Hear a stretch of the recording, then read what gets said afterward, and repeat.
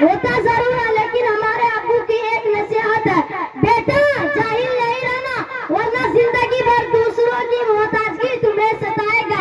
पैसा देना हमारा काम है, पढ़ना तुम्हारा काम है, इसीलिए मैं दिलो जान से पढ़ने में मशगूल रहता हूँ।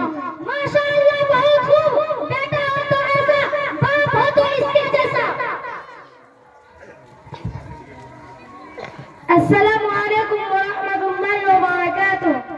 मुअज़्ज़ज़ सामाईने किराम, आप लोग बहुत मुतवज्जे होकर डरावा सुन रहे थे। हकीकत भी यही है, जो माँ बाप अपने बच्चों को पढ़ाते नहीं है, दो वजहों से नहीं पढ़ाते हैं। नंबर 1, पढ़ाने में रुपया पैसा खर्च होता है। नंबर 2, काम की वजह से नहीं पढ़ाते